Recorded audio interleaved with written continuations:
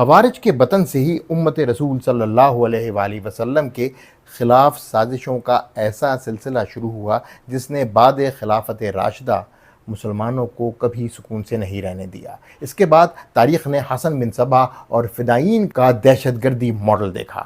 قرون وسطیٰ میں خوارج کی روح دوبارہ زندہ ہوئی حسن بن صبا کے روپ میں۔ اسماعیلی کہلایا مگر خوارج جیسا عمل کیا۔ اس نے فدائین تیار کیے جو صلاح الدین ایوبی کو 2 بار قتل کرنے کی کوشش میں ناکام ہوئے۔